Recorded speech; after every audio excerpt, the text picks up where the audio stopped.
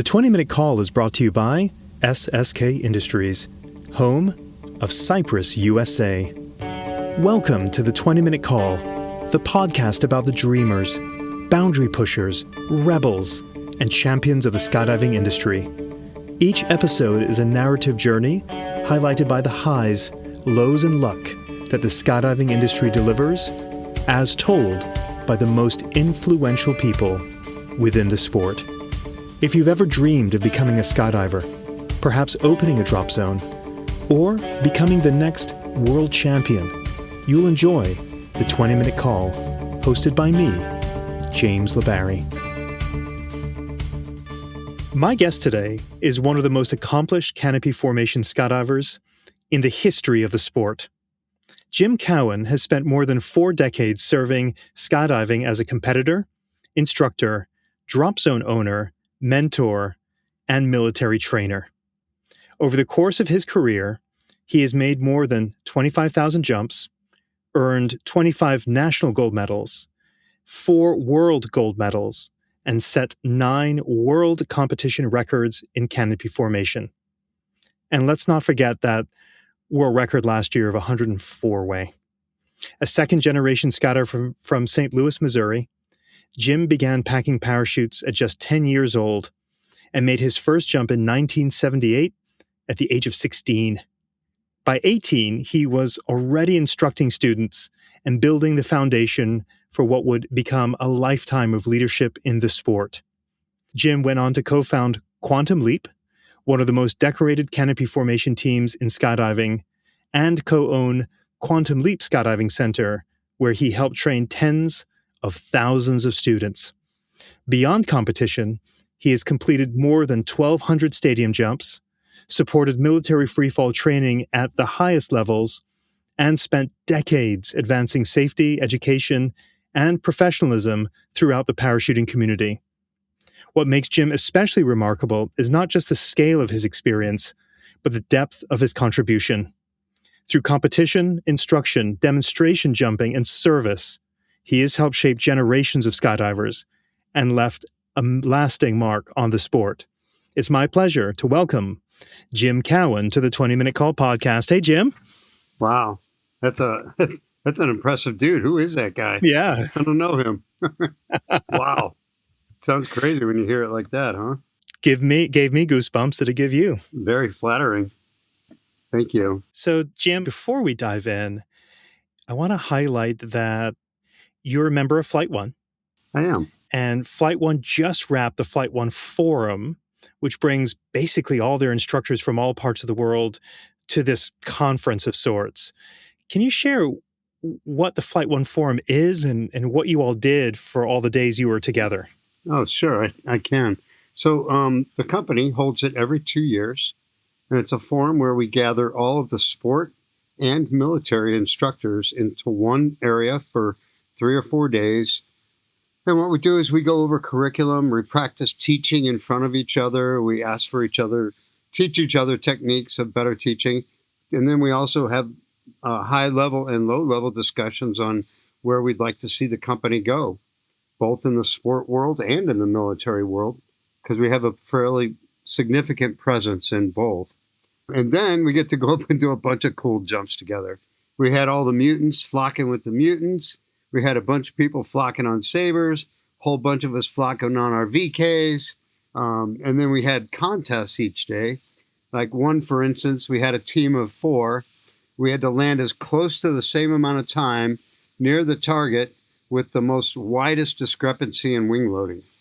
So we're using a 300 and a VK71, trying to get everybody to land at the same time. Anyway, we do stuff like that. And then we also, we take time with the owners to really talk about the culture of the company, which one of the things I say a lot in the Flight-1 marketing and what have you, is that I came to Flight-1 because of the culture. I knew Shannon, Ian, JC, JMO.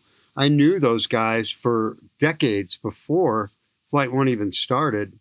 And they were always just the most humble, top world competitors and coaches I saw them at every nationals, every world meet, and every time I saw them, they were always very cool to everyone.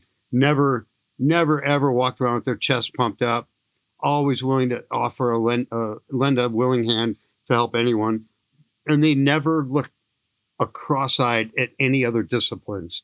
Being a crew dog, sometimes we get the slant eye from some of the more seasoned free fall style competitors, and some of that's because a lot of the crew dogs like to have more parachute outside of their container than in their container. I'm not really one of those guys, but I still get that look a little bit. And never, ever did I ever get that look from those guys.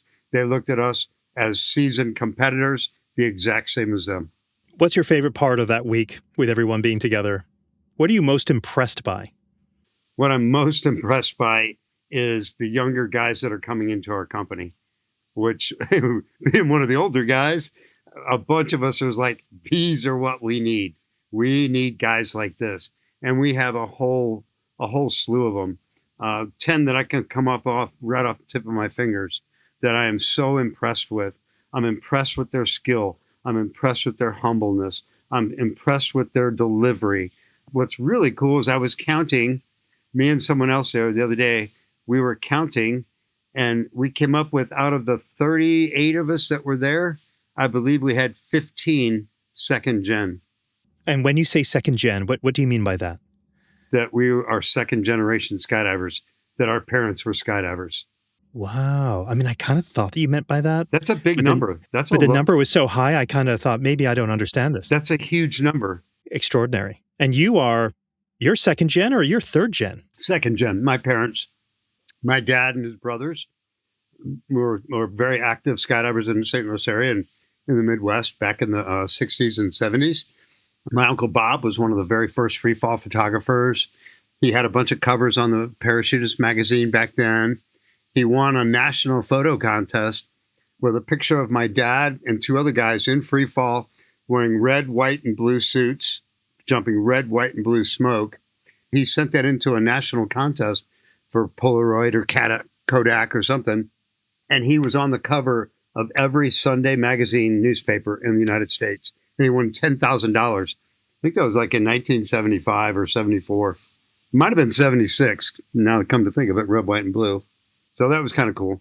I mean, you're kind of a drop zone brat growing up, right? I mean, completely. I was telling Pete Allen the other day, we were riding in a car together, and I was telling him, my brother and I, we had little fishing tackle boxes that were filled with materials to make toy parachutes. We would show up at the drop zone and start cranking out little toy parachutes, and we put like Matchbox cars on them or whatever, and then we'd convince the skydivers to take them up and throw them out of their pocket, pull them out of their pocket and throw them when they get down to 500 or 1,000 feet. That's a real drop zone brat there.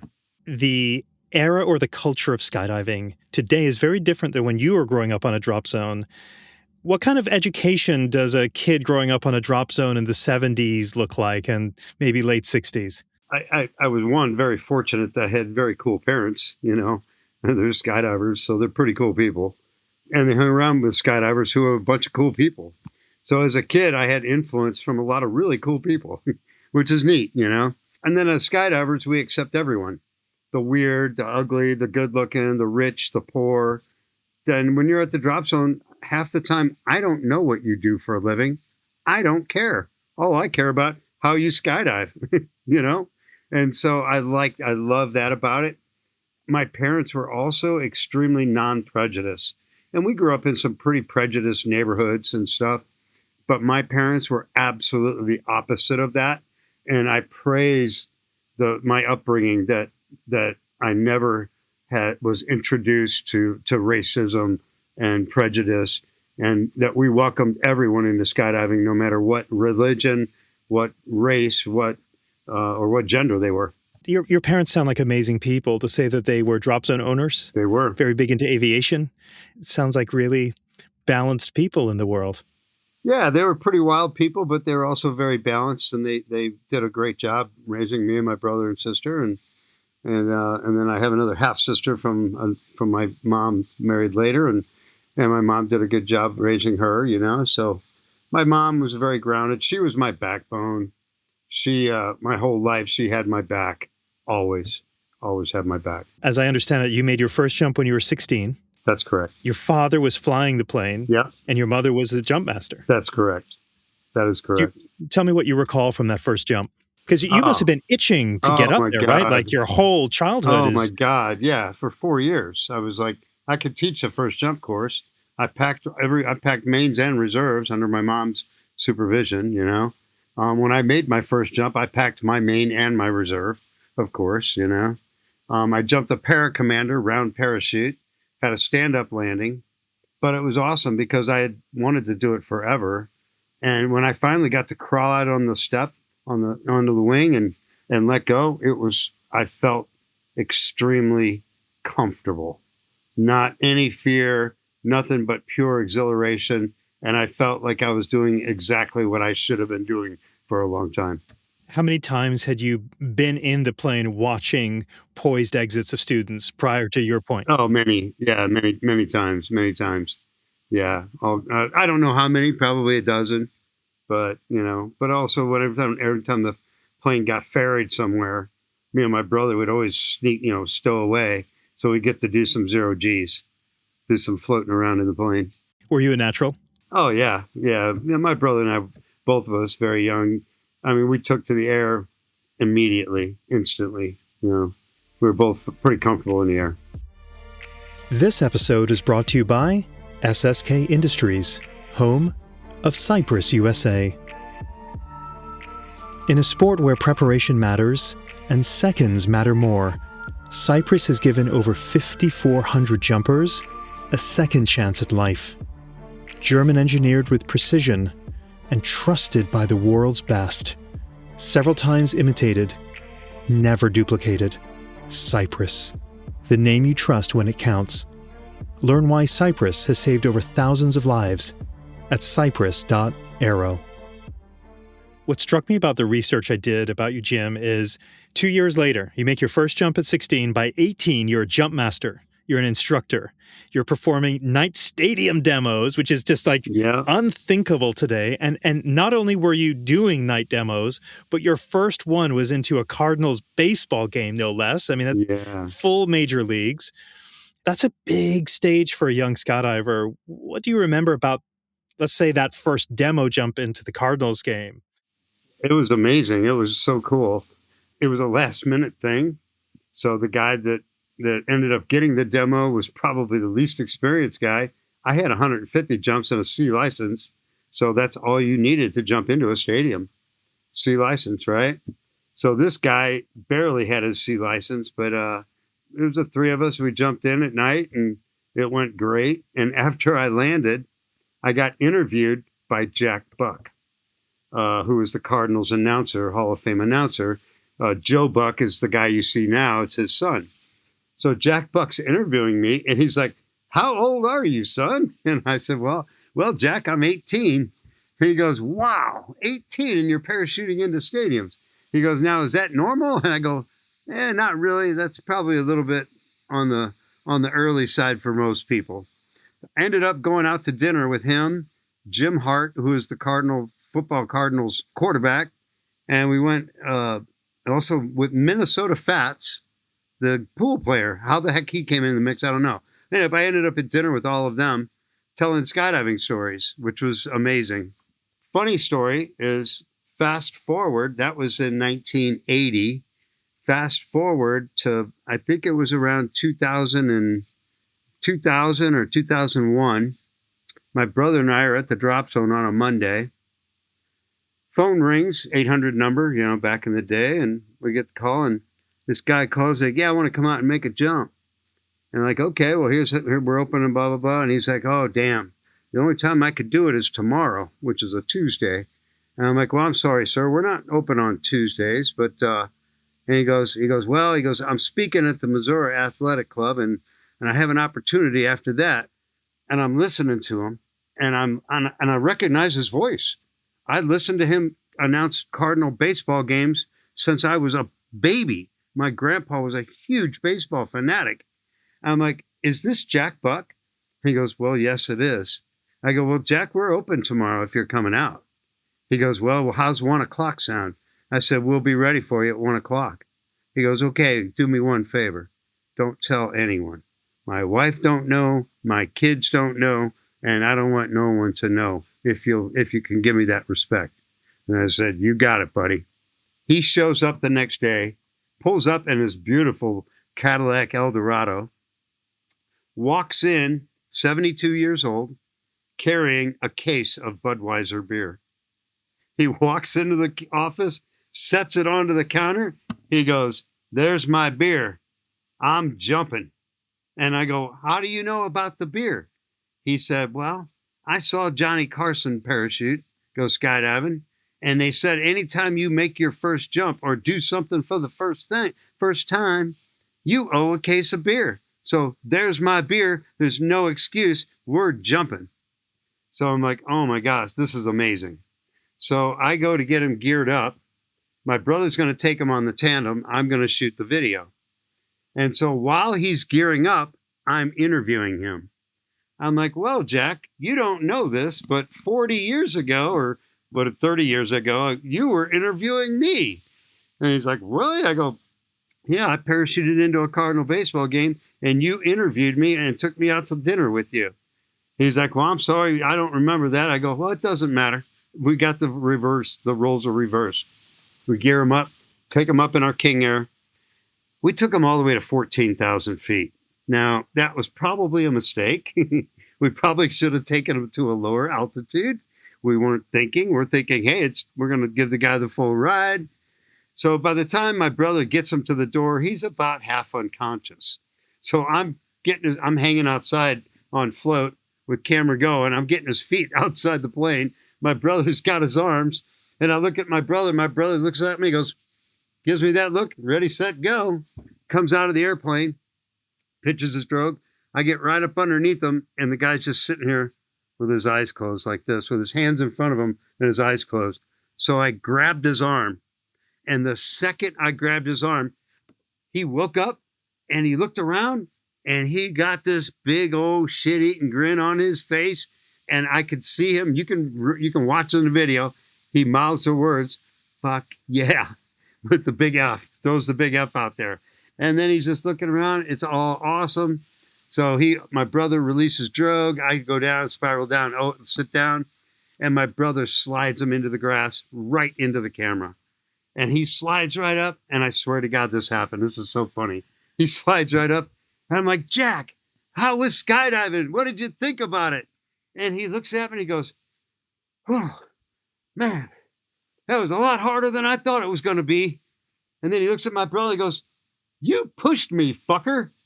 Just like that. And my brother goes, he goes, he starts laughing. He goes, I needed the push. Thank you. He goes, skydiving was awesome. He goes, but I don't think I'm ready for another one. And that was my Jack Buck story. So it gets even crazier.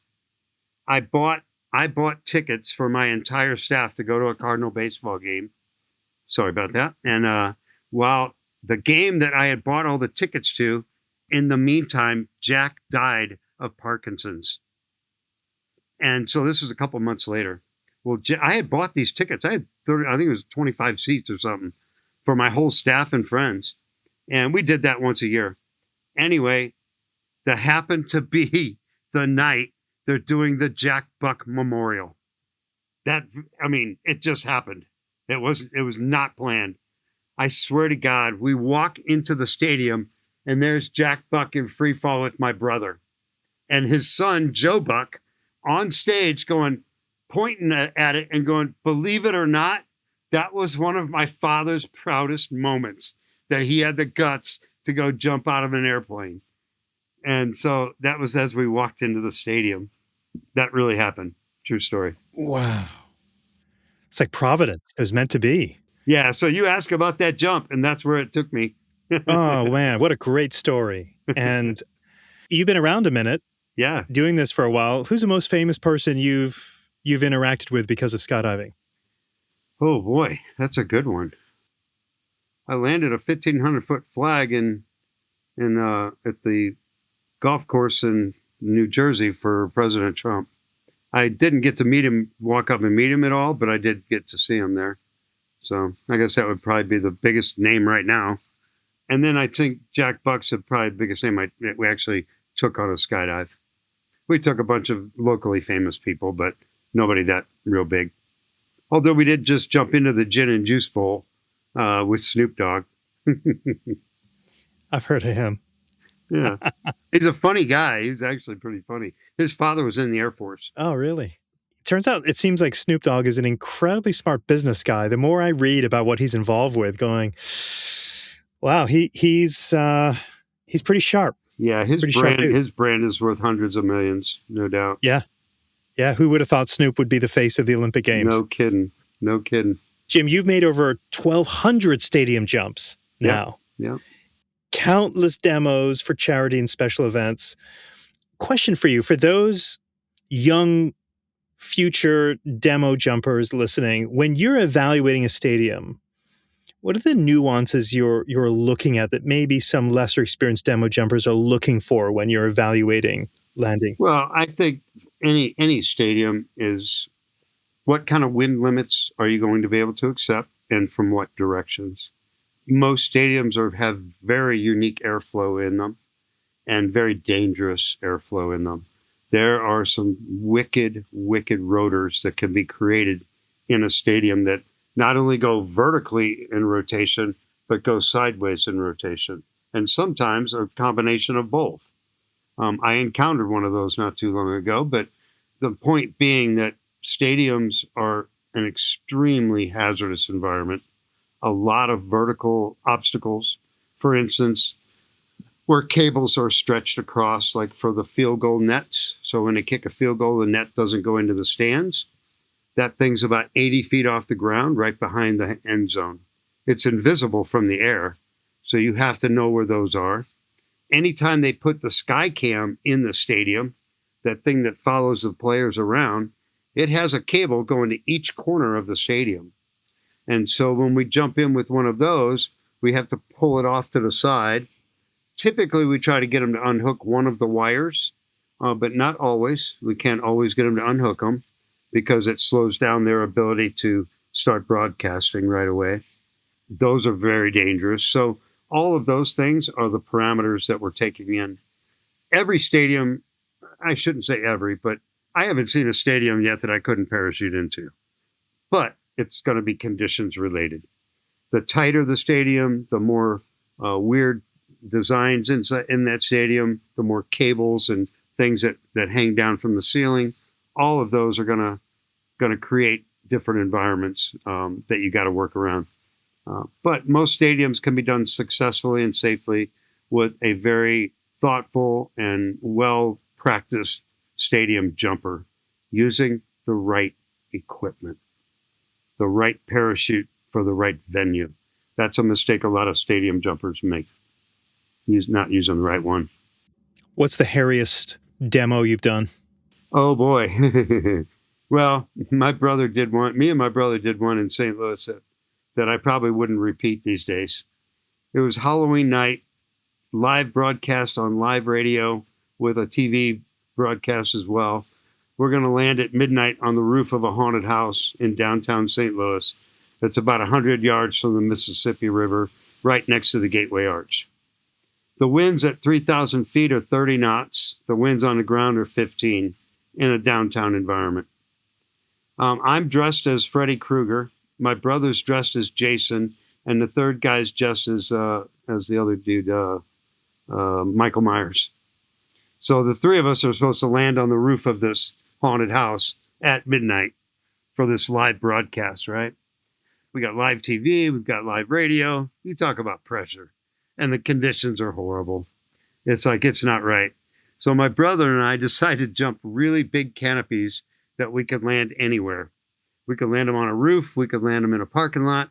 We could land them, and we've got a parking lot and a couple of roofs between us that we could potentially land on. But if we go past it, we're in the river. There is no doubt about it. And the river's almost a mile wide there, Mississippi River.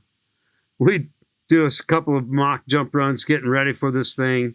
We're getting wind readings on the ground up on the roof of the club. And The one guy says, nope, I ain't doing it. No way. He's very smart, man.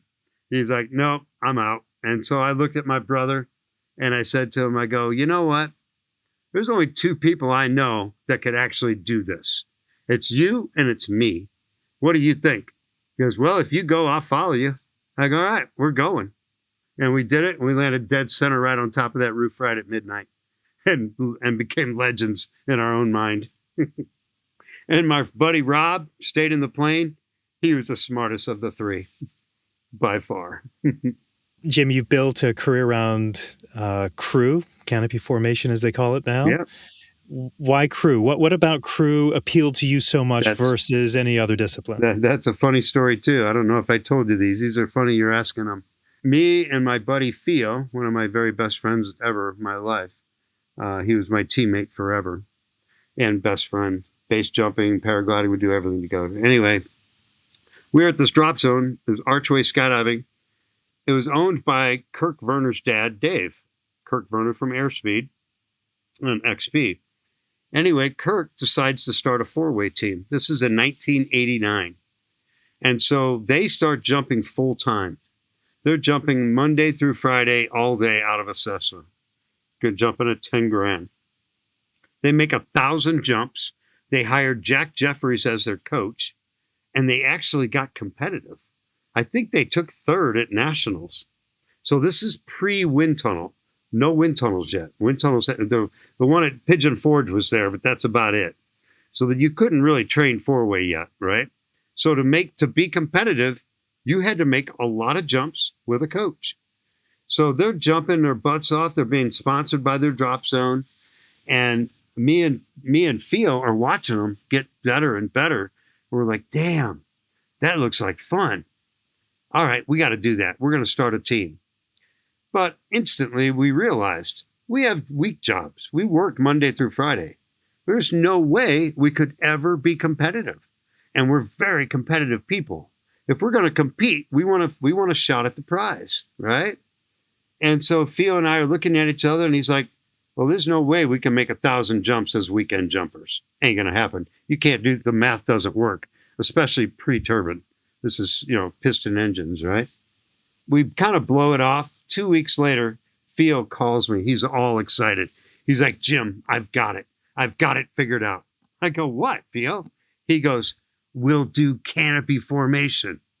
He goes, in 200 jumps, we will have more practice than the magnet men are getting in 1,000 jumps, because we can get 5 minutes of practice on every jump. He goes, we would be competitive in no time. And I'm like, Theo, I don't want to do canopy formation. That's something you do after a free fall jump, because that's what we always did. If you opened by somebody, you docked on them. That's what you did, right? It was 7 cells, and you didn't open more than 20 feet apart sometimes, because you could. You weren't going to run into each other. Anyway, so I'm like, dude, I don't want to do that. I want a free fall, bro. I'm a free faller, He's like, man, let's just try it. He goes, let's get a couple people and try some four-way. Just see what it feels like. I go, all right, I'm going to call my brother and my friend up in Taylorville and see if they'll come down and do four-way with us. So I call them and they're like, nah, we don't really want to do canopy formation. I'm like, come on, man, just try it. Let's just do it for a weekend, 2 days, Saturday and Sunday, see what happens. So I talk them into it. They show up. We're perfectly wing-loaded, identical, all four of us, on 4 different parachutes. We've got a Pegasus, a Fury, a Cruise Air, a Cruise Light, and we're like, oh my God, we have the exact same wing loading on the 4 different canopies. So we go up, we build a 4-stack right out of the airplane. It's like, well, how hard is this? So then we start rotating. And oh my God, we are laughing and screaming and crying and terrified and exhilarated. And we land and we're like, holy crap, that was fun. Let's go do it again. And so we did it again. We got in a wrap. We got out of it. And we just got more terrified and more exhilarated. And by the end of the weekend, we're like, all right, let's do it. So Theo, who owned a fine dining restaurant in St. Louis, he hires a coach for us, who's one of the current, U.S. national champion guys. And so he starts coaching us. So in 6 months, they have to hold a national championships just for canopy formation because there wasn't going to be a world meet. And then all of a sudden there was. And they didn't have anybody to pick from to go to the world meet. So they held a thing at Clewiston, Florida in January over New Year's with collegiates. They held a specific canopy formation nationals. We took second place. We lost by 1 point to our coach's team, which was their coach's team was mad. It's like, what are you doing coaching these guys to beat us? It's like, well, they were just doing better than us, whatever. So they get to go to the world meet. So we don't hear anything. 30 days later, the end of January, we get a phone call. Hey, the first place team ain't going. You guys are second place. Do you want to go to the World Championships? So we talk about it. We've got a month and a half to train. So we train every weekend in the cold, in the snow, from sunrise to sunset, from Saturday morning till Sunday night, making as many jumps as we can. I mean, wearing full snowmobile suits and everything. We're on the cover of Parachutist magazine, jumping in the snow with full, face covers on our faces. We look like a bunch of bank robbers, And so we trained, we went to the world meet, and we won. So from the inception of the team, which was in August of 89, to March of 1990, and we won the world championships, set the world record. And I think it was 9 months. So where do you go from there, right? We're like, holy cat, I can't believe we just did that. So now we got to keep doing it. Unreal, Jim. We were lucky. We had 4 very like-minded, super athletic people, and we all pushed each other. Not one of us was better than the other. We were always a little bit better than each other. And we always brought each other up in the team environment to make our team better. Anytime somebody was having super fast times for the day, instead of saying, hey, you're screwing me, we're like, hey, what are we doing to make him fast? And if the guy behind me is fast, that means I was doing something really good to set him up. And so we looked at it with that approach. What are we doing to help to make our guy fast? And so, as always, we weren't looking to be the fast guy. We were always looking to set the other guy up to be the fastest. And that's what made us world champions. I want to key in on something you just said. You said none of us were really any better than our individual parts on the team. When I last interviewed you, which was at the Hall of Fame event in Lake Wales, I came away from our interview and I thought, Jim Cowan is the most passionate skydiver I have ever met. Ever. Not like the most passionate guy who's been in the sport for a long time. Regardless of time, and you've been in the sport more than 40 years. 48 now, yeah. 48. And you seem to me as passionate as anyone I've ever met about in skydiving, and one of the most humble. How do you explain your personality? Why are you like this? Oh, wow. That's a tough one.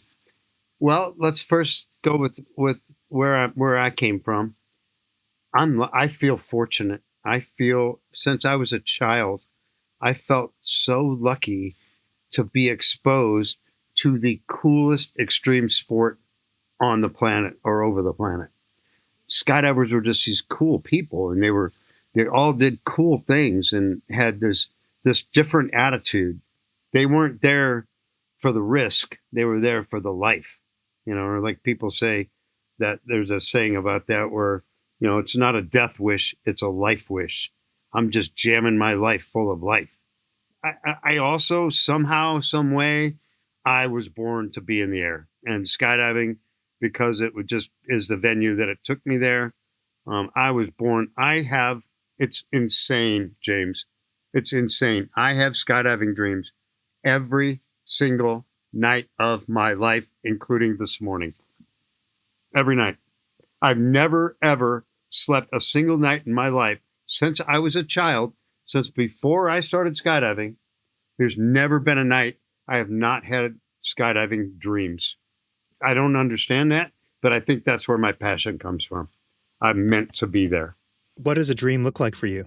Well, this morning it's always involves demos. It involves me and my brother reopening our drop zone, him being there, but me not being able to talk to him, which is a very surreal or very yin and yang. It's hurtful and good.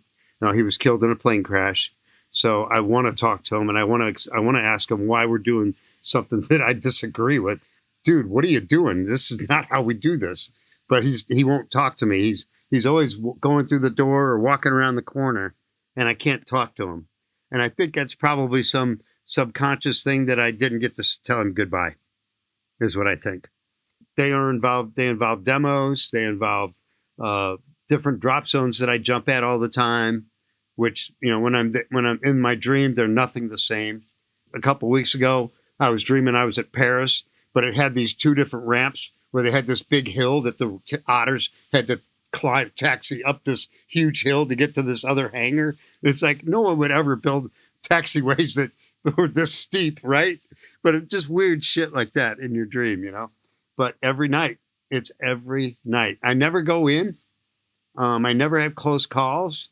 I don't have other friends going in. But there's just jumps going on and weird things going on. But it's not hurtful. It's usually just a little bit frustrating, a little bit fun, a little bit of all that. Have you ever had a dream where you're like, I should try that, and then gone out and done the thing you dreamt about? That's a good question. I was just telling Pete Allen about one. I was having a lucid dream that I had it probably 15 or 20 nights in a row. It was during a period of time when I was buying a whole bunch of wind tunnel time for my staff, and we were getting coaching in high-speed flight, either in a sit or head down, and being able to set drogue on a Marine who's doing 170 with a big combat equipment package on. And so the Army said they had to be able to free fall without the drogue. So we had a jump that they had to free fall down to $7,000 and then set drogue. And they were doing 170.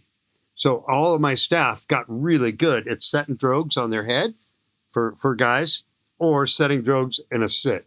And I was a sit guy. I wasn't really good on my head, but I could do it in a sit. So I started having this lucid dream that I could just fly around my house. If I wanted to get up and go to the bathroom, I'd hop off the couch, fly down the hallway, back into the bathroom, and sit down on the toilet. I'd hop back up, fly into the kitchen, open the fridge, grab a beer, close the fridge, back fly over to the kitchen, over to the living room, sit back down in my chair. It was the coolest thing to be able to just get up and fly around your house. And then eventually I started going out the front door, and I could fly down the sidewalk. I couldn't get very high, but I could just sit height, standing height on the sidewalks and stuff. So that's when I really wanted to happen, but it never did. Maybe I need to try some. I'm going to be worried if it does start happening. Yeah, you let me know. I might need some psychedelics for that one. The 20-Minute Call is proud to partner with Freefall Films, the #1 AI video editing solution for the skydiving industry and the company I most recommend to my DZ clients. I endorse this software not because they're paying for this ad, but because I wholeheartedly believe Freefall Films is the best editing software in our industry. The software is backed by unparalleled customer service and genuinely makes drop zones more money. Get a free demo and mention the 20-Minute Call to receive a credit of $200. Freefall Films. Simpler, more powerful, more profitable. Jim, are you married? I am. My wife, Carrie. What does Carrie think about? It's almost like you're not a skydiver, you are skydiving. That's funny you say that. So I have a saying that I've said my entire life since I had my very first girlfriends, through my first wife, to my current wife. And I'd say, and this is very specific wording, I was a skydiver when you met me. I will be a skydiver when you leave me. Not if, when.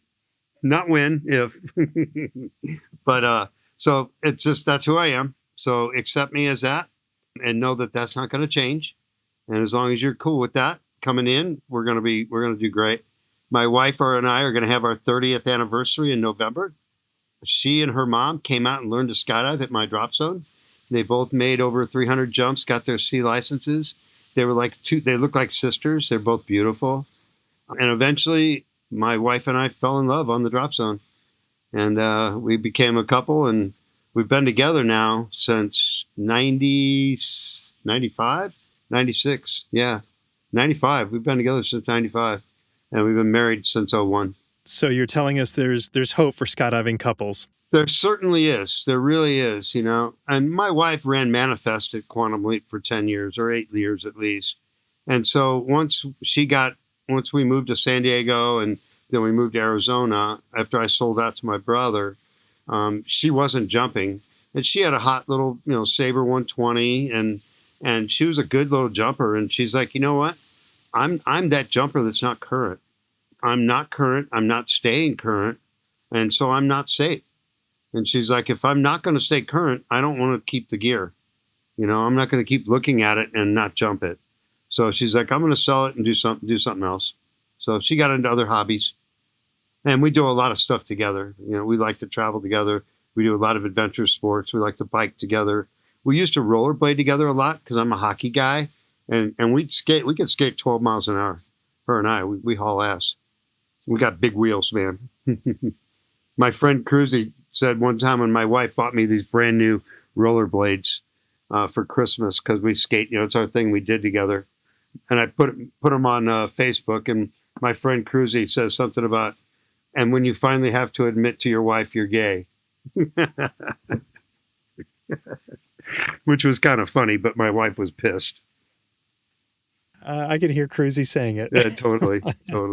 You become a multi-time world champion in canopy formation, and you kind of said, well, where do you go from here? Last year, you played a critical role in the 104-way world record.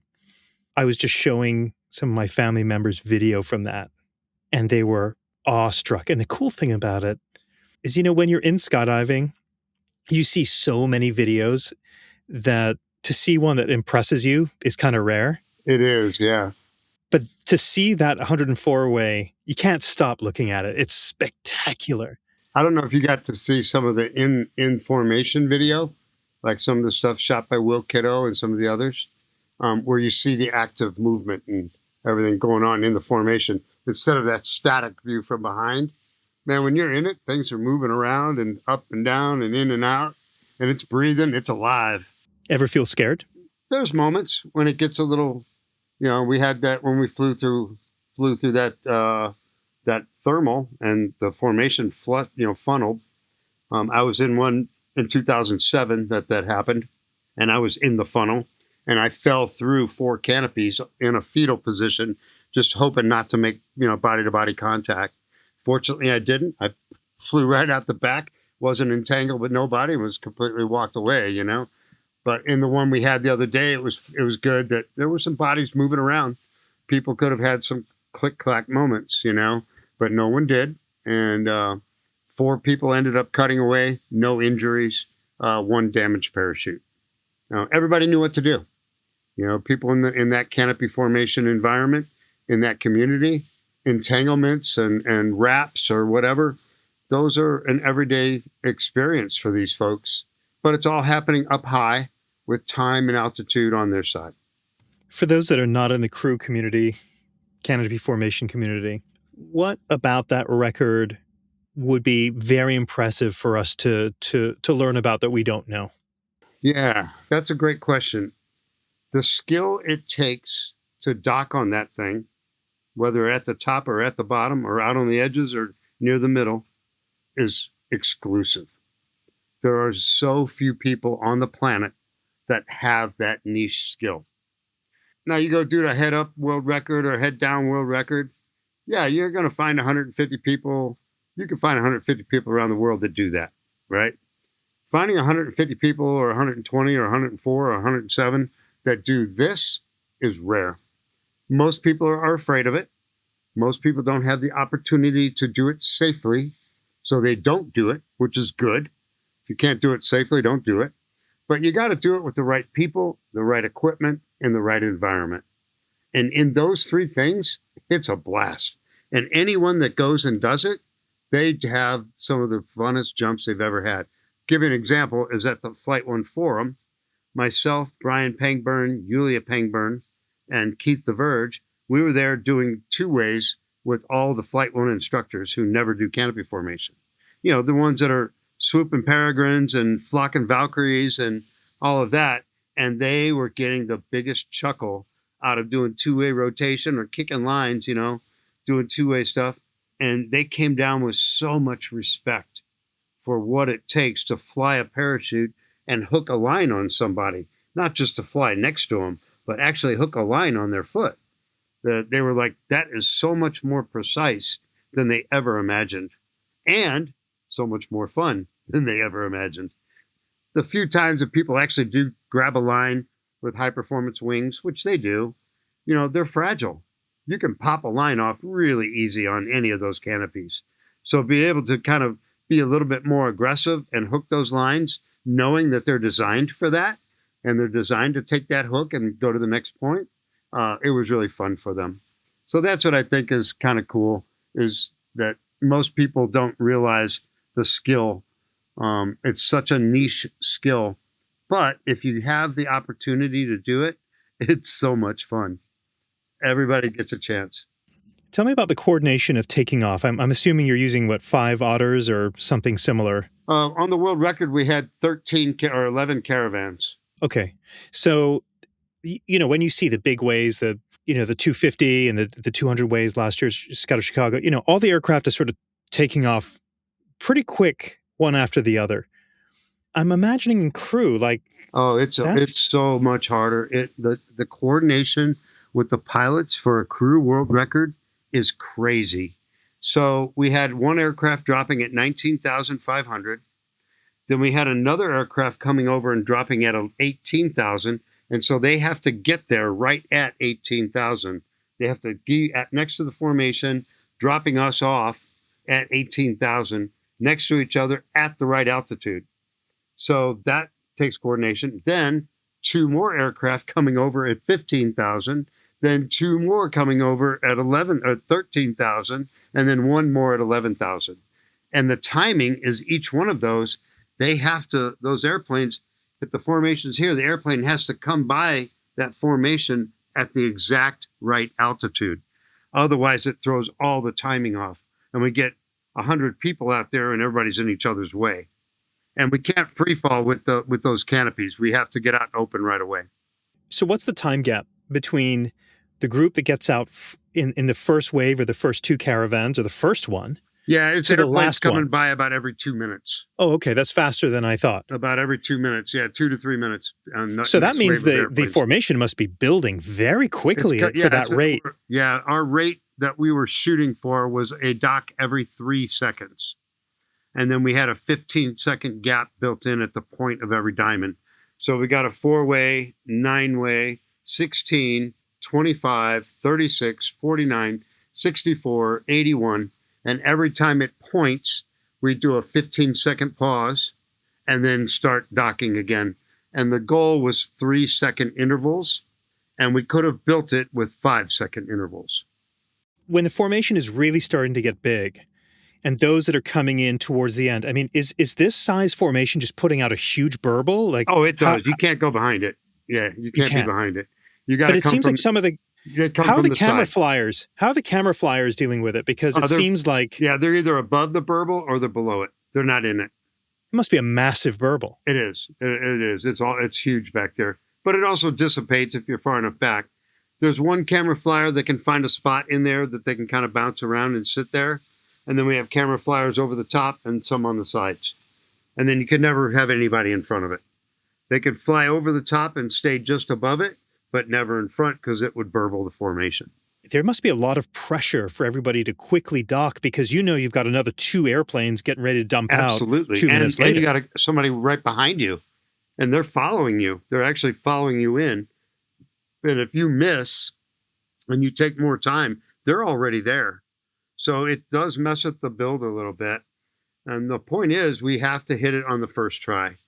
So take it slow. We'd rather you take 5 seconds and hit it on your first try than try to do it in 3 and have to go around and end up being 8, How does it work for the person at the very top? Are they not feeling tremendous weight? Yeah, they can. The engineering, again, goes into the engineering of the formation. We have super fast people in the middle, on the top, spectral lines on top, split sliders, everything to make the top go really fast. Everybody in the top, like anywhere from the center to 4 or 5 people across, are all dressed in super tight clothing. And then the people out on the wings are dressed in baggy clothing to kind of pull them back, to keep the center going faster than the outsides. Then we also have newer, faster parachutes in the middle, slower, ragged out parachutes on the outside. So there's some engineering with that. There's also talent levels with that. So it's a really difficult thing to mix, and getting all the people in the right place on the right size wings. Typically, the wings get smaller as you get to the bottom. So not everybody is on equal wing loading from top to It's bottom all at all. equal wing loading, Oh, 1.3 pounds. Yeah. 1.3. So, but everyone's jumping not the same. Obviously, to get the wing loading, the coordination is what I'm thinking about. Everyone's on different canopy sizes. Everyone has to wear different weight to try and make it all work. How much sort of admin is going into a record like this before everyone arrives, making sure, hey, you're wing loading, make sure that, you've got your stuff dialed in. You make sure you've got the right jumpsuits that are super tight. You make sure you're more baggy. It's a hell of a lot of detail. Yeah, it was a lot of coordination. There were camps throughout the year where everybody was being evaluated. And then a guy named Kirk Van Zant used to be on the formations, but he's got an inner ear thing going on. So right now he can't jump. So he's the mad scientist behind the numbers. He's the guy working numbers, working wing loadings, working canopy sizes, and also tracking people's performance. He kept track of people's performance throughout the year and graded their docks. Did you come from the side? Did you hit on the first try? All of these things. And he was the mad scientist behind all that, feeding that information to Brian Pangburn and Chris Gay, who were the main organizers. But he's the mad scientist behind it all. Without him, I don't think it could have been done. He had a huge role. And then there was guys like Rusty Vest, who was evaluating every single parachute and giving it a grade on speed, how wore out it was, how ragged out was it in trim, and that became a factor in where those canopies were put. Now you ask about the guy on top. In this case, it was Brian Pangburn. In 2007, it was Chris Gay. That is the hardest position in the entire formation. The guy on top can do tiny little subtle leaning right and left to help the formation. But he can never do it in response to what the formation's doing. He has to do it in anticipation of what the formation's doing. Anyone who does it in response and the formation funnels. Only the super talented can do it in anticipation. And guys like Brian, guys like Chris, there's a few of them out there that can pilot something that big and keep it going. Like sometimes if one side loads up, you kind of let it go that way a little bit. Kind of let it go there. But don't try to stop it too fast. When it stops, if you stop too fast, then the other side keeps going. So there's little subtle nuances that guy on top is doing to keep that formation as healthy as possible. And I've done some piloting activities. I've never been the pilot on my team. I've always been a guy docking. My brother was always the pilot for most of my 8-way teams and most of the things I did. And I never gave them enough credit. I just thought all you had to do is just sit up there and don't let your parachute move. Just hold it straight. No. I was so wrong. It is so much work and such a nuance. My brother had a famous line.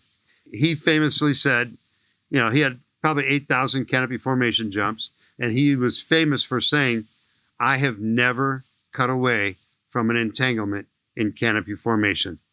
However, I've caused a whole bunch of other people to have to. I just want to touch on your brother for a moment. You and I have spoken about him previously. You mentioned he passed, but he is so close to you because he comes up in conversation so much. You sound like you guys were super, super tight. You still dream about him. I do. We were Irish brothers, and when not only did we grow up on the drop zone together, but we worked together in our day jobs, which was kind of a crazy thing. For 8 years, he and I worked in the Teamsters Union at a General Motors plant in Wentzville, Missouri. It was for a shipping company. We shipped all the cars out of the GM plant. And we worked together there for 8 years. And we had some other jobs together before that even. So it's kind of weird that we always kind of worked together. And then we were coming back from the World Championships in China in 92, and we had lost our jobs. The General Motors plant closed, and we left for the World Meet. So on our way home, we did not have a job to come home to.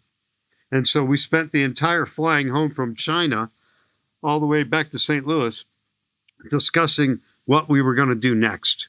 And what we came up with is, let's open a drop zone and sponsor ourselves to go to World Championships. And that's exactly what we did. We wrote a business plan, got a loan, got the SBA to back it, and we opened in March. That was October of 92. We opened the drop zone in March of 93.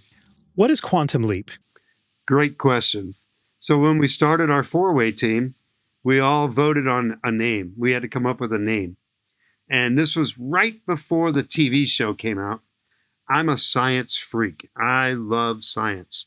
And I'm always teaching all my friends and coworkers about science. I read every science rag.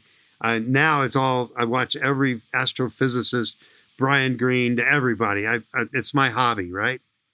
And so Quantum Leap was part of quantum physics and quantum entanglement. And so I just liked the name Quantum Leap because we were going to be a quantum leap ahead of all the other teams because of how we approach training. We were approaching training to the 10th of a second, where people before us were training just to the second. Well, we were training to the 10th of a second and trying to use techniques and ideas using all the smallest, tiniest little nuances anything that could shave 100th of a second, we were trying to do it. And so we were using Quantum Leap. And so we all voted. And so we had a few different names. And I think Quantum Leap was one. I had another one called Wing Nuts and a couple other ones like that. And then Quantum Leap was the one that won the vote. And so we named our team Quantum Leap. And then when we were flying back from that World Championships in China, we decided to name the drop zone after our team and sponsor our team. And it's exactly what we did. We went to every other nationals because we only went on the on years. We went on the years that they were going to determine a U.S. team for the following championship. That way, if we went on the on years and won and got to go to the World Championships, we'd win a gold, and then we go represent. Well, on the off year, if we weren't there, other teams had a chance at the gold. And that way they could get better sponsorships and get more training and then come back and beat us. Because for a long time, nobody could beat us. It's a little arrogant, I will say, but there was nobody could touch us, And so we only went on the on years. On the off years, other teams won gold medals and brought them back to their drop zones, which I thought was a great thing. This episode is sponsored by SSK Industries, home of Cypress, USA. Since 1983, SSK has served the parachuting industry, and today they focus on Cypress sales, service, and support in the United States. Learn more at sskinc.com. So among all the things you've done, you ran a drop zone called Quantum Leap. You've trained over 25,000 students, which is mind-blowing. But what's the best thing about being a DZO, and what was the worst thing about being a DZO? Well, the best thing about it was that my brother and I, we made a drop zone that we wanted to hang out at. Not a tandem mill, not a static line mill like other drop zones were. We cultivated our experienced jumpers. And we had over 300 regular jumpers at our drop zone, which was unheard of for such a tiny market. St. Louis was a tiny market. But we did have a King Air. We got the King Air right away. And then we brought people in, from all over to jump that thing, because the closest King Air was Chicago or Dallas. The closest turbine was Chicago or Dallas. So we cultivated, we wanted experienced jumpers. So I had a belly organizer, a free fly organizer, and a low jump organizer every single day that we were open. So if someone showed up at my drop zone, they never, ever, ever jumped by themselves. There was always someone there to jump with them. We also did this thing we called the early bird load. It took off at 9 o'clock every morning at half price. It was half price. And it took off if only one jumper signed up. It took off every single morning. So the first couple mornings, 1 or 2 people were on it. After that, it was full every single morning. It would get the jumpers there early, get them jumping. Those are the things that were some of the best things, some of my best times, some of my best jumps in my life was with all my family and friends and stuff there. The worst part, fatalities or serious injuries, without a doubt, because you do everything you can to prevent it, but people make mistakes. As long as you're doing everything you can to minimize the mistakes the best you can, it's still going to happen. People are going to get hurt and they're going to get killed jumping out of planes. I've seen a lot of fatalities. A lot of them were at the World Freefall Convention where there were no rules. But we went a long time without a fatality at our drop zone. The first one happened from a low canopy collision. Happened at 200 feet. They spun into the ground. One lived, one died. Those and watching people ride down planes on the earth, 2 of the reasons that I do the unusual canopy emergencies seminars, because I got tired of watching people make fatal or nearly fatal mistakes with the simple reason they just didn't know what to do. Jim, you and I just got back from Spain for the European Skydiving Symposium, which was a wonderful conference. And I really wanted to come and listen to you speak. Marta, amazing human being. She was amazing. Incredible. Now, you and I presented at exactly the same time twice. We did. So I couldn't actually come and listen to your presentation, but you ended up winning speaker of the entire event, the Tom Noonan Speaker Award, which I just loved. So I missed out. Tell me what I missed out on. Oh, okay. For one thing, can I interrupt real fast? Is your presentation that you presented at European Skydiving Symposium was also you presented at PIA, and I mean it's the most popular presentation. Everybody comes to listen to it. It is so dynamic. What are you? Can you just share what are you specifically talking about that gets everybody so enthralled with your presentation? Okay, I think I have an answer for that. I'm not 100% certain, but I think I do. At ESS, at European Skydiving Symposium, that is the biggest audience I've had. I believe there were 400 people in that room. So that's the most I've ever presented to. And 90% of them had never seen my stuff before. So they were a very fresh audience. So a lot of them were really blown away by the material. So here's what it is. So unusual canopy emergencies, what I'm doing is I'm trying to educate the skydiving world on how to deal with dual deployments or collisions and entanglements, 2 separate areas. Both of these areas are areas that people don't know what to do. They want to avoid them, but for instance, when I do the dual deployment, most people have no clue how dangerous a dual deployment is with 2 ram air parachutes. And it's not just because they can downplane. It's because they can pass through one another. And if one passes through the other one, either through the risers, through a steering line, front to back, through the side, any way, and you cut it away, that's usually 100% fatal. And so most people, their instinct with a dual deployment is to immediately cut away the main without checking for entanglement. If they are entangled, there's no way that you can cut away the main and safely land. So your best bet is going to be to land 2 parachutes. And no one knows how to do that. No one has a clue on what is the best thing. People say, well, just keep them touching. Well, how do you keep them touching? So I kind of show some real basic techniques on how to do that. I did a whole bunch of jumps where I went out and deployed 2 parachutes and I landed them. They were bigger canopies, so I was very comfortable with that. I wouldn't go out there and throw out my Optum 126 with my Valkyrie 96 and go land that on a regular basis. I'm too old for that. But I'm always looking for video of people doing that so that I can add that to my brief. But the bottom line is knowing what to do if you have a dual deployment, what not to do if you have a dual deployment, what to do if they're entangled, what not to do if they're entangled. That's number one on that one. And then the collisions and entanglements are also like the other big one on that one is if they're downplaning and they're entangled, well, what do I just ride a downplane into the earth? No, I show guys 5 ways to take a downplane into something you can walk away from and land without cutting away. And most people, and when I do the 5 different ways, most people are blown away by it because they never thought of it. But they work. I mean, I've done them and they work. So, and they're not complicated. They're not that difficult. The theories and how they work are pretty simple.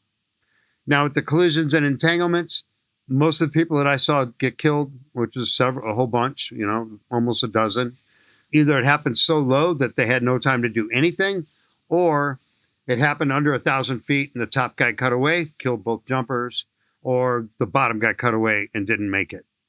I saw, a couple of them get close, but not that. But letting people know that 2 people can land under 1 parachute, even a smaller parachute.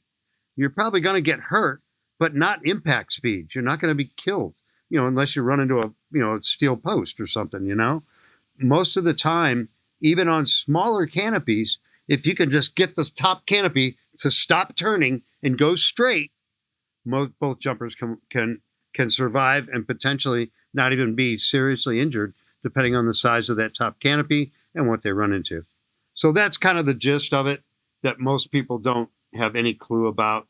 But I go through a whole bunch of scenarios like that and tell about experiences I've had. Can't be anyone in the world that can present on that specific topic, because that stuff's not typically covered in your average safety day. Absolutely true. That's one of the things I say. These subjects are rare because they very rarely happen. It's very rare for any of them to happen. And then there's an infinite number of variables that can be involved when they do happen. So people don't talk about stuff that's complicated because they're afraid to say the wrong thing or do the wrong thing or be held accountable for saying something. I think a lot of people were afraid to address these issues and put something out there because they didn't want people shooting holes at it, And so I welcome people to shoot holes in what I put out there because I've gotten great feedback from a whole bunch of people where I've either modified or added to the curriculum on things that I never thought of. There's a whole bunch of stuff in there that didn't come from my brain. It came from other brains. And then I either ran it by other people or tested it myself and found it to be accurate. From my research about you, Jim, I've read that you have had 300 canopy entanglements and 15 personal cutaways. Do I have that right? Yeah, it's actually over 400 entanglements that I've been involved in. And I've only had to cut away 15 times out of that over 400 times. I imagine that's mostly all from crew, from canopy formation. Yeah, all of it has been crew. Nothing has not been anything but crew. Are there any of those that stand out to you that really sort of tested your composure? Oh, yeah. I had one that almost got me. I had 2. The one that actually is, I guess, the most dangerous one that happened to me was the reason I do the dual deployment class. If you want, I could tell the story. Would love for you to. Yep. Training for the World Championships, August of 92, jumping out of a twin bow over Taylorville, Illinois. It's August. We're getting out 3 miles away. We used to fly downwind when we did it that way back in the day. And we'd build the 8-way, and then we'd rebuild it. Then we'd build another one. We'd build as many as we could from 8,000 feet. It was practice, right? So we go to build the 8-way, first 8-way out of the aircraft, and we have a wrap. And I end up going through Theo's lines. And so Theo and I are back to back with me through his lines. We get dropped off. So the top guy my brother tried to hold on to us, but he couldn't hang on. We got ripped out. And so we're kind of just back to back going like this.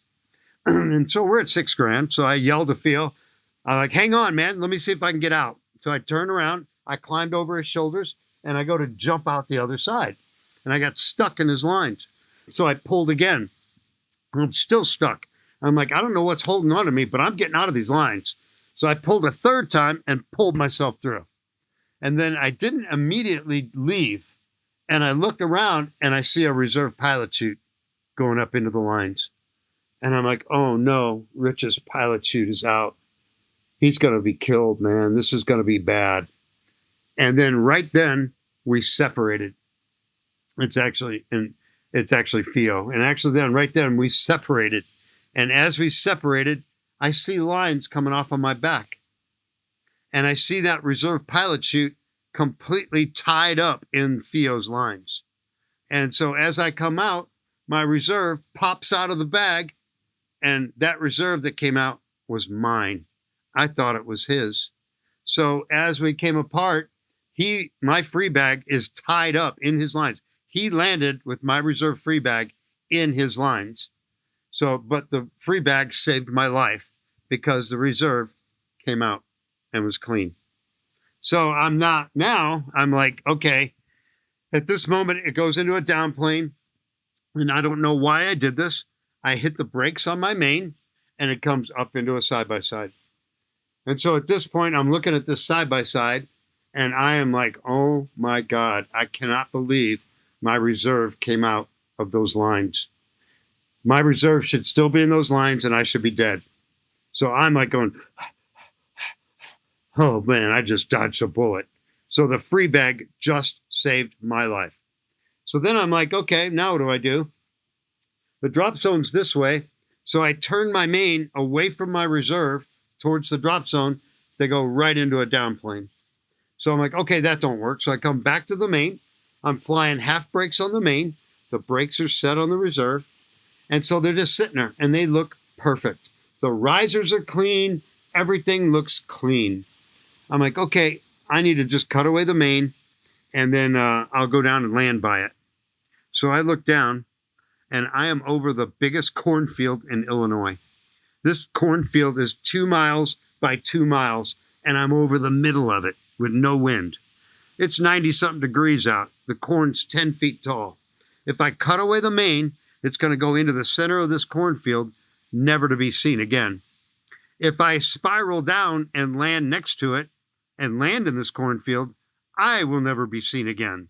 I'm like, so I can't cut away the main because I can't cut away because we're leaving for China the next day, and we have no spare canopies. So this was a big, big, big problem for us. We totally screwed up by not having extra parachute. And I'm like, man, I can't lose this main. I got to take it. So I'm going to go ahead and fly it back to the airport. And when I get over the drop zone, then I'll cut away the main. So I turn a little bit away. It goes into a downplane. So then I just start nudging the main. And I start gently pushing it, getting ready to pull it away, right? So I keep nudging the reserve, nudging it. And I do 270, and boom, I'm headed straight home. It worked so well, I did a full 360 and kept going. You know, I've got a 4-to-1 glide ratio, so I'm gliding like crazy. My team's already on the ground. So I get about 2,500 feet. I'm over the grass runway at Taylorville, and I get ready to separate and cut away. And I get the feeling of death. The feeling of death. No other way to describe it. Just black hole, a blackness, a feeling of complete dread and complete lack of life. That's what I felt. It was the craziest feeling I've ever had in my life. So now I'm thinking, why am I thinking like this? Get rid of the main and land the reserve. So I go to do it again, and it comes over twice as strong. And so now I said to myself out loud, I go, okay, which one of my dead friends is trying to tell me something? What is going on here? Who is trying to tell me not to get rid of this main parachute, and why? I said it out loud. So then I'm looking at it, and I'm looking at it, and I'm looking at it, and then I see it. I'm like, oh my God, oh my God. My reserve pilot chute, when it came off of my back, it went through my right main riser and deployed my entire reserve through my right main riser. Then it went up above me and was flying. They were splayed out perfectly. They looked perfect. If I had pulled the cutaway handle, that right main riser would have slid all the way up my reserve lines, closed my reserve 100%, and I would have streamered in with half of a main. I would have been killed. So at that moment, I go, okay, I'm landing 2 parachutes. So I flew a right-hand pattern, came in, and I swear to God, James, I landed standing up in the pea gravel. All my teammates were standing around. They were pissed. They're screaming at me, cussing me out for being a showboat, for being a show-off, for playing games, for landing 2 parachutes instead of getting rid of the main and landing the reserve. So I'm like, guys, look at it. Look at it. They're like, yeah, we saw it, asshole. You know, we saw what you're doing. You're an asshole. And the one guy goes, oh, wait, dude, you can't cut that away. That reserve is going through the main. I'm like, yeah, man, that's why I just landed it. I've been doing this brief ever since that day because I didn't see it. It was my dead friends or my subconscious mind saved my life because my conscious mind did not see it. It did not. But I think my subconscious mind knew there was something wrong with this configuration that my front brain did not see it. It went right by me. But my back brain saw it and saved my life. You've given a couple of thoughts of what it could be, subconscious. I mean, do you think that it was somewhat spiritual from your friends, or I'm not sure. How do you explain that? I'm open to either or both. I think in this case, it might have been my subconscious mind saw it, but why it felt of death. I mean, because maybe it knew. If I'd have pulled the cutaway handle, I would have been killed. There's no question. That would have killed me. So I don't know why the feeling of death so strong. So that part made me think it was spiritual, that it was my dead friends talking to me, you know, telling, hey, Jim, you're not ready yet. You need to go teach some people first, you know, whatever. But whether it was a combination of the two, I don't go to church, but I do believe in higher and lower powers. I do believe we go to a good place if we're good. We go to a bad place for retraining if we're bad, you know. So that's kind of the way I look at it. I'm not a big organized religion guy. I think those are man's conscribes to figure out things we don't understand. But I do feel that there is good and evil and that you can be influenced by them. So I try to be influenced by good. I always tell people, I don't give my 10% at the church down the street, pardon me. But I have a theory. If you're good to yourself, if you're good to other people, you're good to animals, and you're good to the earth, you go to the good place. That's all you got to do. Be good to those 4 things: yourself, other people, animals, and the planet. And I think you go into the good place. That's my theory. I love that theory. One thing that amazes me about that story, Jim, is how conscious your thinking was throughout. It seems like you were very clear-headed at every stage, you know, looking up, oh, this is bad. You know, it's as if your brain is operating in slow motion, whereas most people's brains would be in overdrive. I would probably agree with that because of the experiences of having entanglements, you know, and that I've been in a couple that scared me, you know, and as of course with experience, with more and more of them happening and seeing more and more of the same issues and having the success using certain techniques gives you more confidence in them, but they're still scary, you know, and you could still be put into a situation that, you know, you may not have the right answer. You might not be physically capable of getting out of in some cases, you know. But yeah, so I do believe that. I believe that confidence comes with experience. No question. If you're a DZO or DZM listening to this podcast and you're not using Burble, I've got a question. Why not? If the reason is price, what's the cost of your time?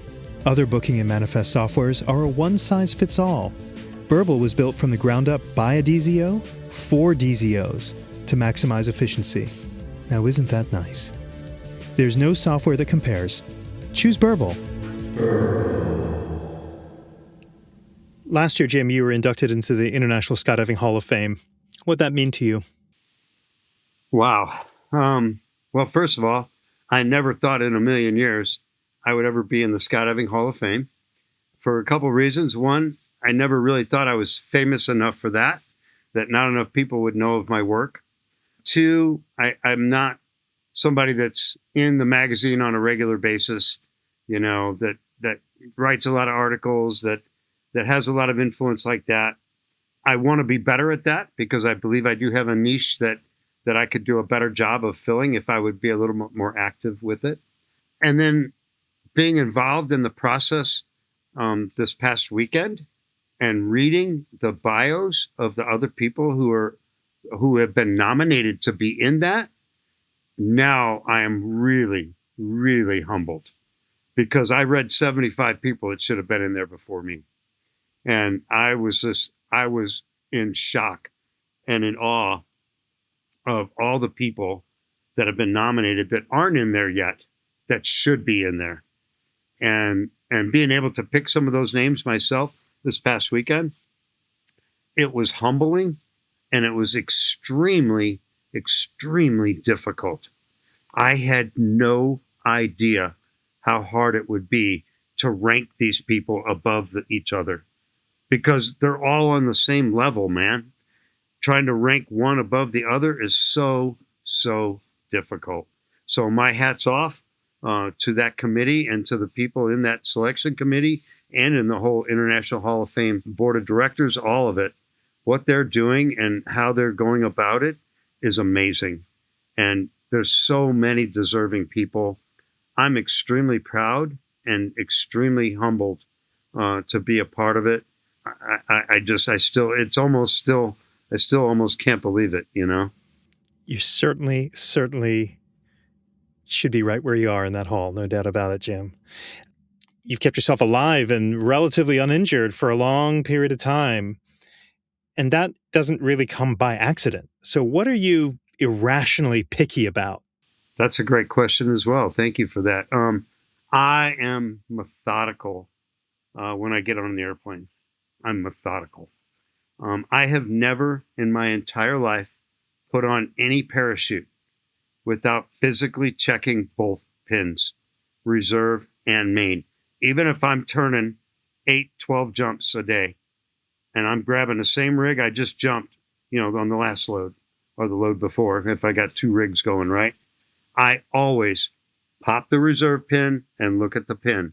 Just check the seating. I've already checked the cable, so I'm good with that. But I check the pin seating in the closing loop every single jump. Same with my main pin. And there's two things about my main that I'm really picky about. I am a big proponent of frowny face pin because I have had smiley face with a pierced bridle before. I've had the smiley face come up and pierce my bridle. I've had it happen to me several times. So I know that it's for real. And I know how dangerous it can be. And it has killed a bunch of people. So I am a huge proponent of your pin being a frowny face instead of a smiley face. Because a smiley face goes up into the bridle. The frowny face is always pointing away. So it doesn't matter if you route out the top or route out the bottom. With the frowny face, you don't have the issue. That is one of my number one pet peeves, is making sure that your main pin is oriented what I think is the best direction. One of my number two pet peeves about equipment is how you pack a hand deploy pilot chute. Most packers put all the bridle up on, they fold the pilot chute, then throw the bridle, and then put it in like the last two folds. That's not the place it should be. It should be in the mesh, trapped in the folds, so that when you throw the pilot chute, you're paying out bridle from inside. And so that the bridle, because when you put the bridle in the last fold, the second you extract the pilot chute, the bridle gets a head start. And now if you do a lazy throw on the pilot chute has to fly through the bridle and can half hitch. I've had it happen to me. I know what it looks like. And I did it to myself with a lazy throw back when I packed my pilot chute with all the bridle as the last fold. Now my bridle goes in the mesh, on the mesh. It's exactly why on a tandem or on a base rig, We put all the bridle in the mesh, fold it all up, and trap it in there so that when we throw, the bridle's being paid out and can't get ahead of the pilot chute where the pilot chute can half hitch. There have been base jumpers who have gone in from it. There have been skydivers who have gone in from it. So those are two of my pet peeves. And then my other one is touch all your handles in the order you're going to use them before you get off the airplane. For me, that includes my hook knife that I touch with both hands, or an RSL if I'm jumping with one hooked up. Because there may be something in this jump that's going to require me to disconnect my RSL, maybe an entanglement in the lines, and I'm going to cut away first. So I want to know what it feels like with my gloves on. And I always touch my hook knife wherever it is with both hands. I go main handle, hook knife, and or RSL, then cut away and reserve. Because those are the order I would use them. Same sequence. Every single time. And same sequence every time you're touching. People see me in the airplane touching my RSL. They're like, why would you touch that?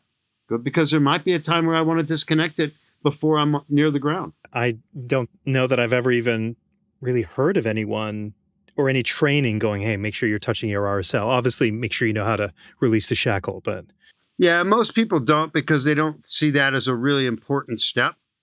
But for a couple of things, it could be. Depending on how high I am, I may if I had a horseshoe of some type, I might go ahead and disconnect that RSL before I cut away. You know what I mean? And see if that thing has a chance to clear before that reserve comes out.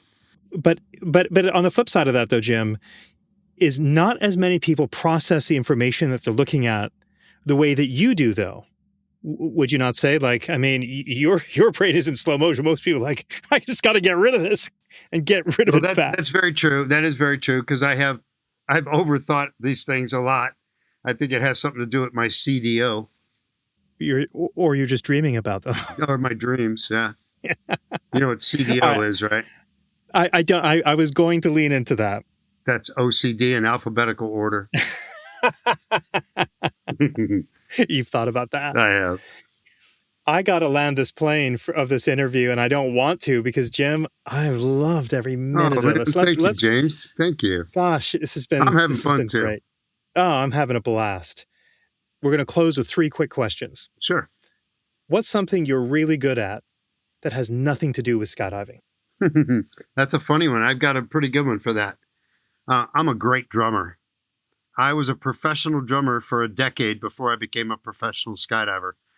When I was a little kid, my uncle had a band in the 60s called the Commotions. They used to practice in my grandma's basement. I used to sit on the steps and hold on to the clothesline and just watch them play for hours. One night when they were playing, the clothesline broke and I went head first into the drum set. I hit every single drum when I landed in the drum kit. 2 years later, I asked for a drum for Christmas, and I started taking drum lessons when I was 7. I took a drum lesson once a week for 10 years.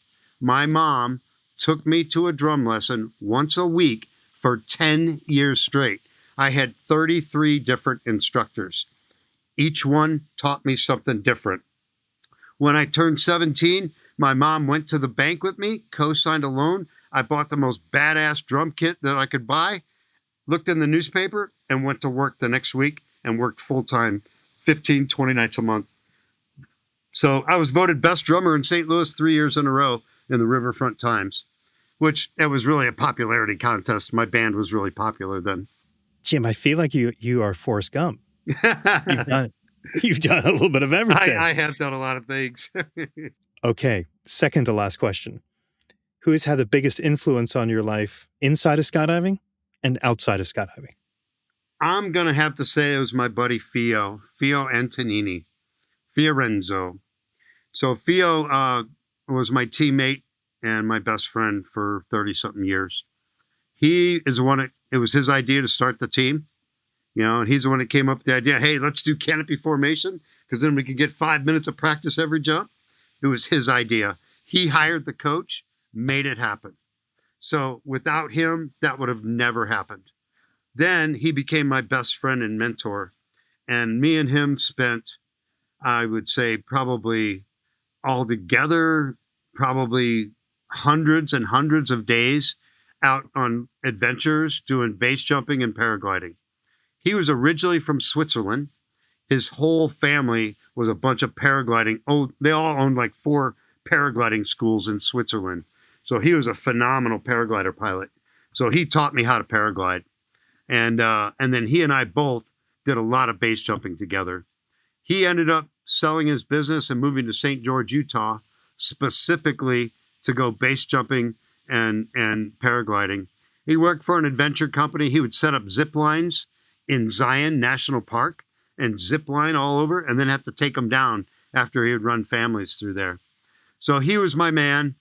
All my adventures were he was the catalyst for them, and he was one of the most grounded, nicest men I've ever met in my life. Never a bad word about anyone. Always found the good in everyone, and I always strove to be like him, because he was so impressive my entire life. He was killed in a climbing accident about 5 years ago in St. George. And I still have a huge hole in my life because of that. Of course, losing my brother 20 years ago was a huge factor too, because he was my brother and my mentor, and I was a quarterback, he was a receiver.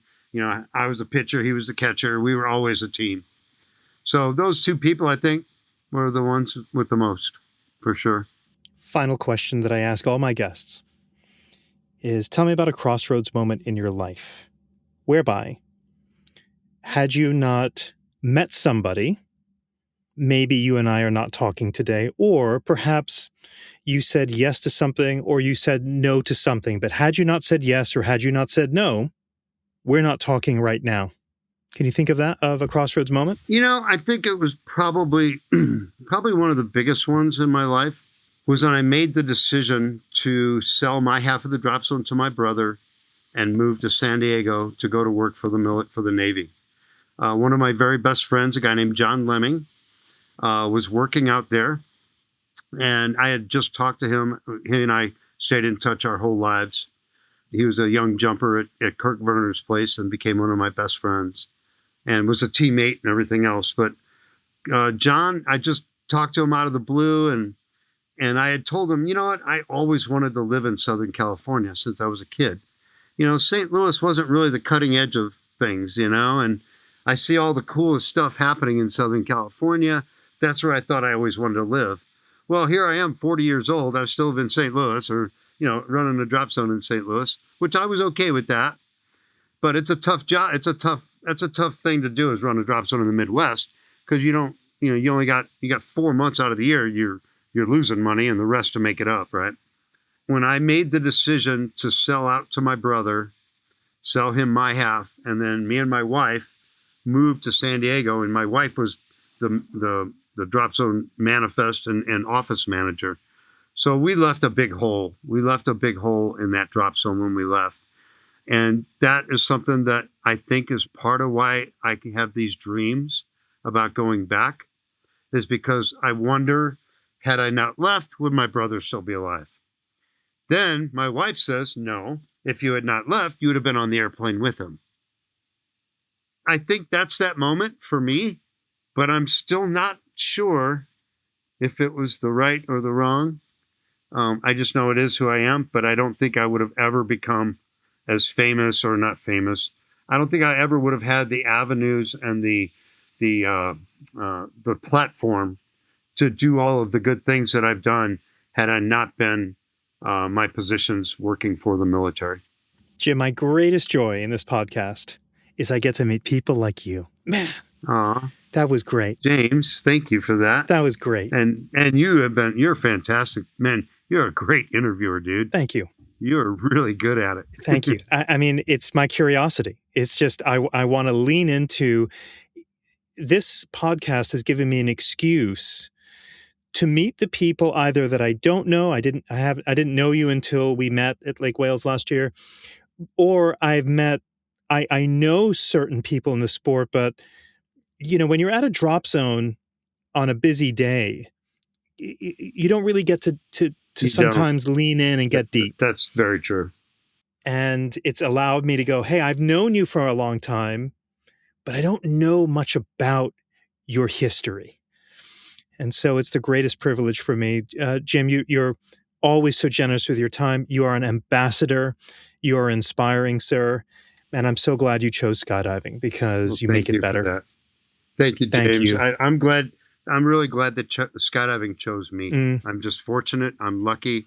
I've lived 10 men's lives already, and I feel every day that I have lived my life to the fullest and to the best that I could have. Of course, I've made mistakes. There's things I might have done different, but overall, I'm very, very proud and happy of who I am and what I've done. And I've tried to never hurt anyone along the way. I've tried to only be on the good side, you know? Thank you, Jim. It's been a pleasure. All right, James. Thank you so much, Cheers. man. It's been a pleasure. Bye now. Many thanks to our title sponsor, SSK Industries, home of Cypress USA, for supporting the 20-Minute Call.